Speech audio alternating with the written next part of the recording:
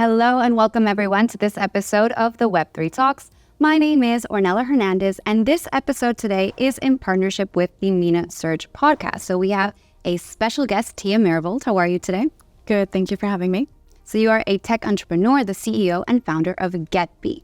Yeah. And Getbee is a company that started in the UAE, in the MENA region, and is expanding internationally. Very exciting time for you guys. I know that you're in the retail and AI space and you want to empower sales teams. So I want to hear all about it. Yes. But first, I wanted to ask you what you're doing today in Dubai.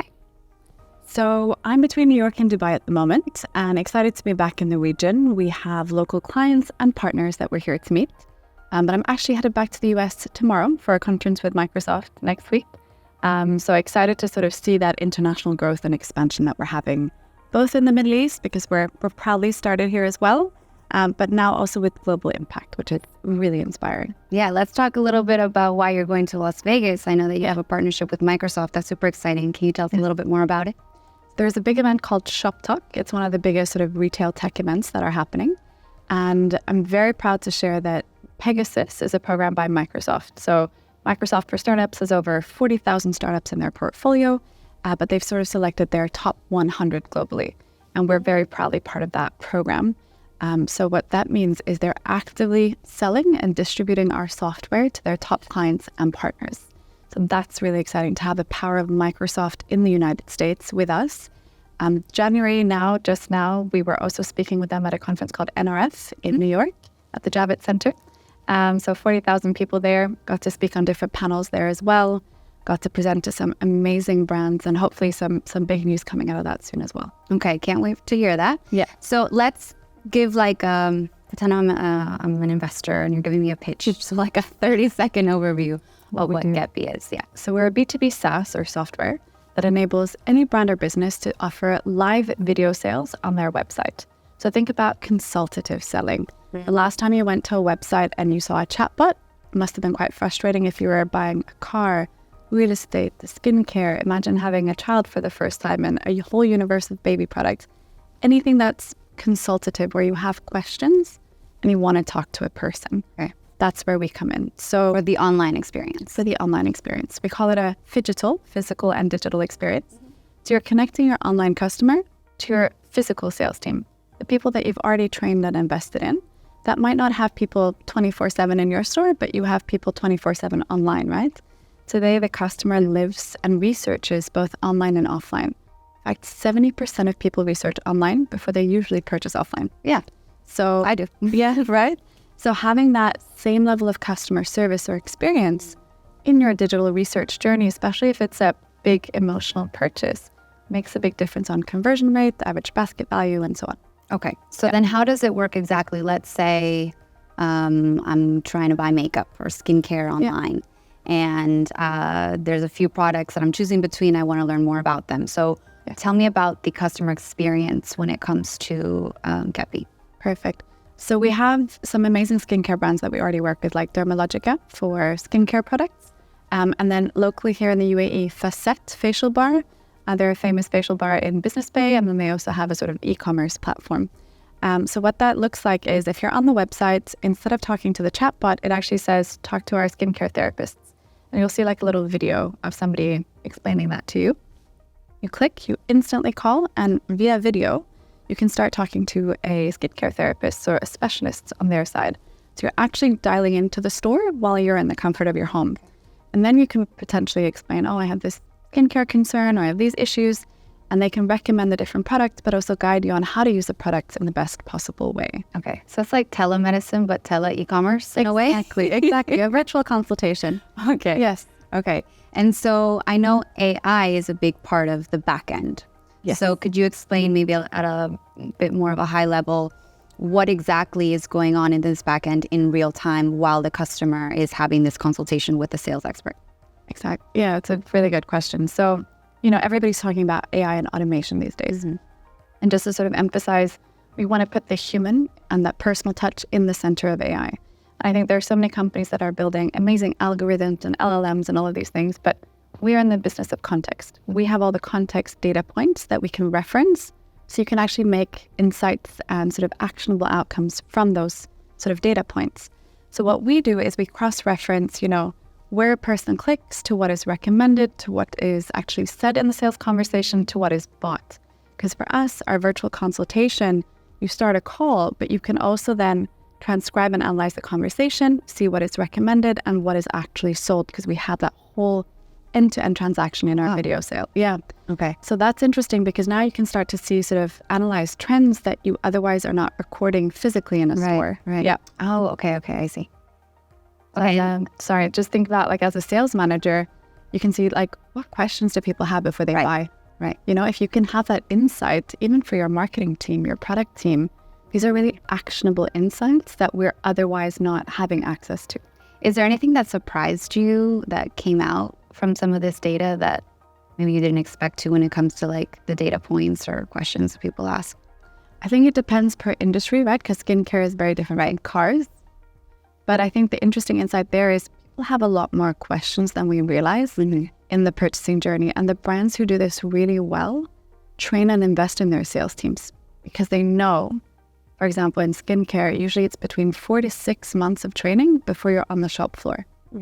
So that in itself was a really interesting insight to say, okay, there's value here. What can we learn from these conversations so that we have better conversions and better outcomes for our clients? Yeah. Okay. So I love how this is all happening in real time. Yes. And it's taking the experience of a physical salesperson, a real salesperson, but then improving upon or helping them out with their job using these new AI tools. So it's like complementing each other. Exactly. Yeah. Okay. Exactly. So it's not replacing, which I think some people think AI might eventually do, replacing jobs, but no. Absolutely. And I think that's a big fear with anything AI or automated, right? So if you think about back in the day, we had those telephone operators, right? And then now we all have mobile phones. So new jobs are also created with this, but our thesis, or my personal thesis, has always been, how can we put people in the center of technology and empower people? Because at the end of the day, people buy from people, right? That hasn't changed for thousands of years, if you think about commerce.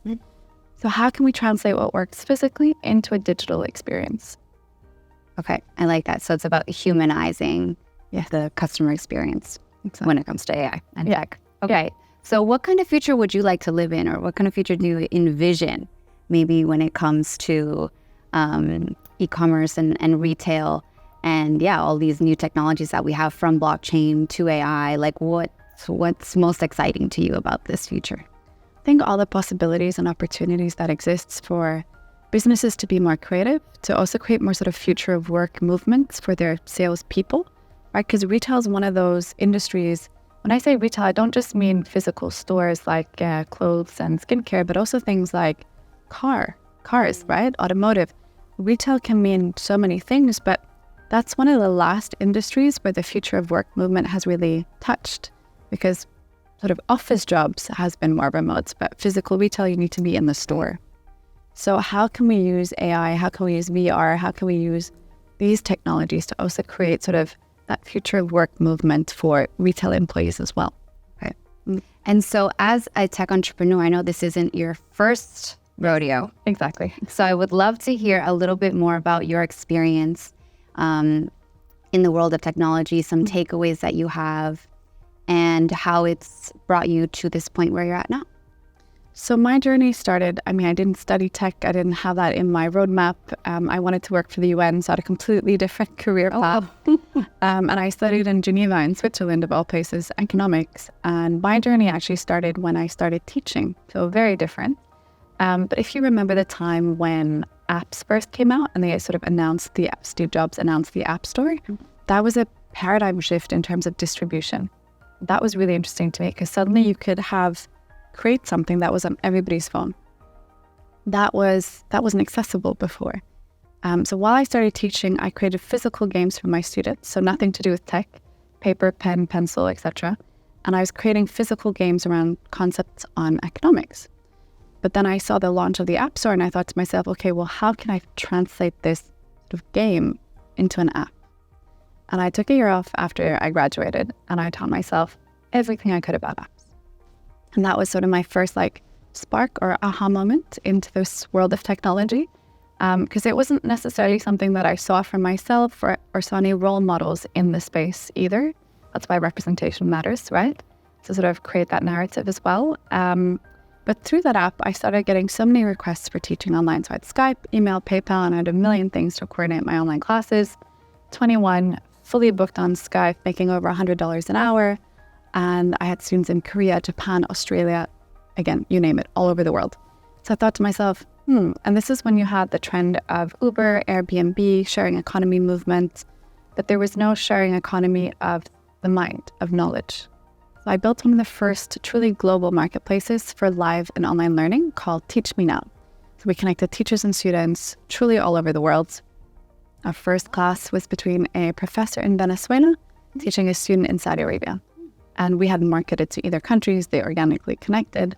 And we had a single teacher make over $200,000 teaching online through our platform. So it was really empowering to see, again, that sharing economy movement of creating jobs on one side and making learning accessible on the other. So again, my thesis has always been, how do you put people in the center of technology, but use technology to connect or facilitate? And again, it's been really interesting to see that shift, that sort of cultural shift as well.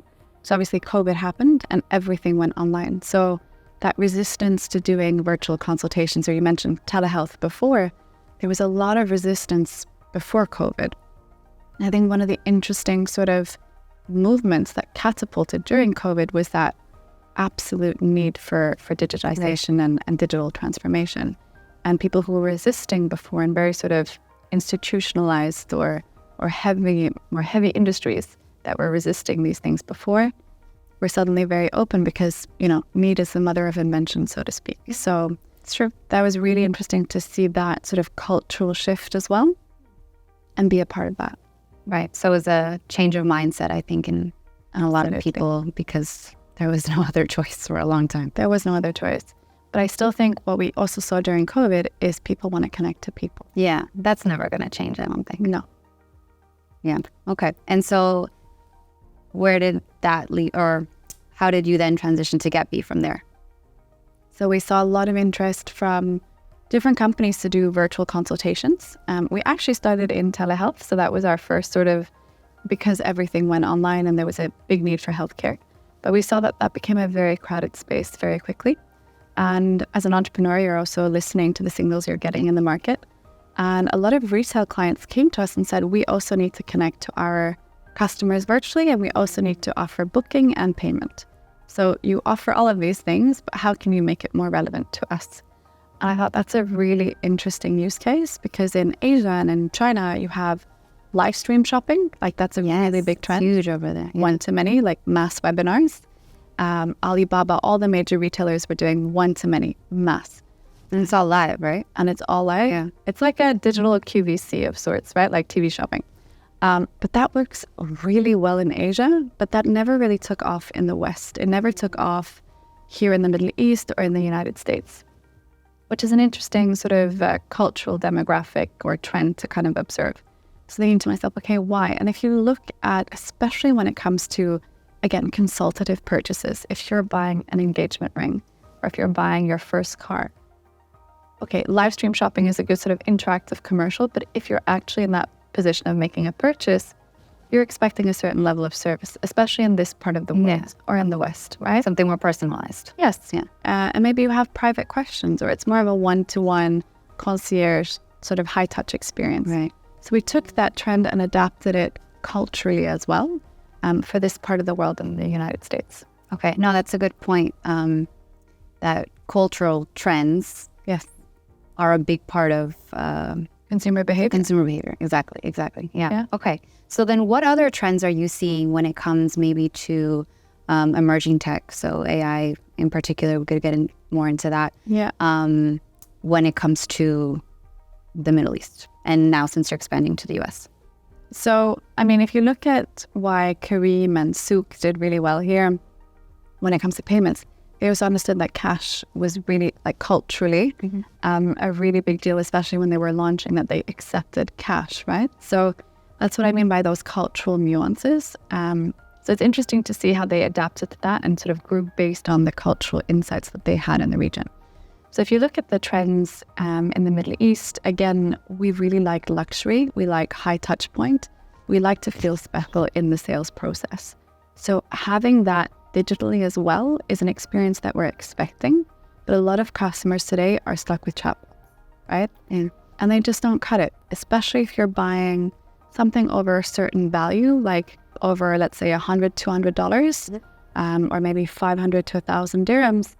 You're expecting a certain level of service, or at least to be able to talk to somebody who's real, not automated. Yeah. Because you can also feel that, you can sense that, right? I think we've all been there where we're like, talk to a human, like connect me to somebody, right? Yeah. Frustrated. I've been there many times. I'm sure.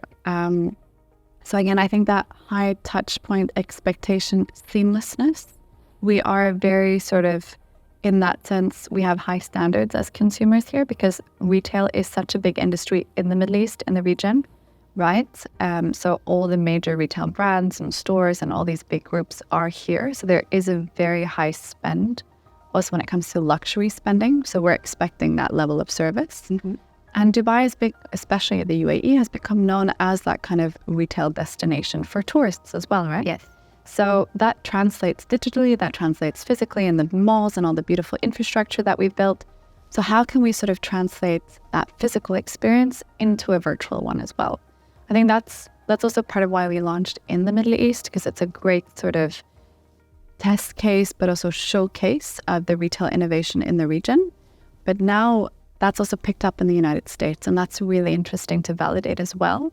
Because of course the scale there is incredible. And then the conversations we're having with Microsoft and having them validate what we're doing from the US and sort of seeing the regional use cases here, I think that's just a testament to how scalable and how sort of relatable this is as well. And having a partner like Microsoft, one of the top tech companies in the world, distributing our sort of software now and IP is super interesting to work with them and to learn from them as well. Yeah. So since you are working with such a big tech giant like Microsoft, would you then consider yourself more in like the fintech industry at the same time?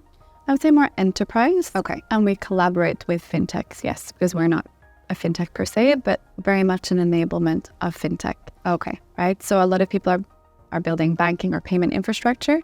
We have the use cases and again, business of context to feed or drive financial transactions. Right. So these transactions would be happening in real time while the video conversations are taking place. Exactly. Customers are adding products to the basket and the transaction's happening, right? Exactly. Okay. I understand. So I can actually push you to pay or prompt you to pay during a sales conversation. And again, we're collecting all the data points around, okay, how long did the conversation last for? What questions were asked? What is recommended versus bought? What was added to basket? You can see all of these things. Okay, got it. All right. And so starting your own company, managing your own company takes lots of resources, including financing. Yes. So I wanted to ask you, based on your experience, how easy or difficult has it been to gain access to capital and to finance your businesses? So VC funding is a chapter in itself, and maybe we could do a podcast just on that. But VC funding is interesting, and funding in general is interesting because it is quite an existential question, because you have to ask yourself a lot of questions to really, truly understand why you're getting funding. I think a lot of people can be an ego play for a lot of founders as well, funding for the sake of funding. But why are you raising this kind of capital? Because not all businesses are VC backable or scalable, if that makes sense. And especially in the MENA region, because it is a relatively smaller tech ecosystem with smaller exit potential. Because at the end of the day, if you're VC backable, you're looking for an exit or an IPO or an M&A type of a scenario, right? Whereas in the US, there's just so many more possibilities. So of course, it's a new ecosystem. Things are still growing, and that's exciting from that perspective. But we were very clear on the types of investors we wanted to work with. We also actively said no to ones that weren't aligned with our vision or our values.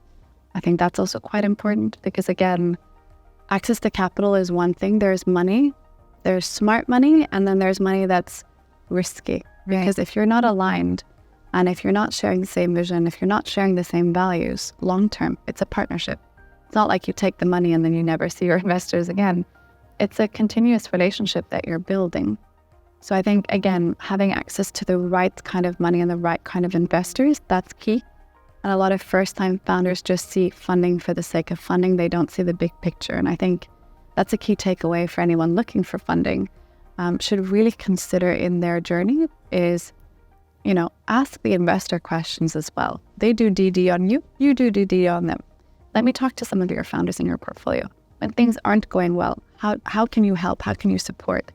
These are kind of questions that a lot of founders don't ask. That's a good point. You're right. Any other advice that you have out there for tech entrepreneurs? In general, find the right partners, the right people. Again, business is always about people. That's the thesis of what we do and what we're building. Ultimately, business is about people. So find the right partners, the right investors, the right team.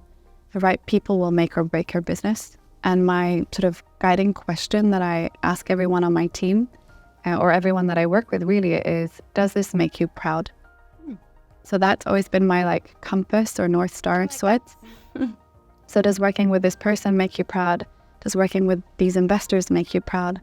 It's sort of a very interesting question to sort of feel and ask yourself, is this really the right choice for me and my business? Okay. And what is the best way for someone to get in touch with you to learn more about Getbee and about the new announcements or projects that are coming out soon?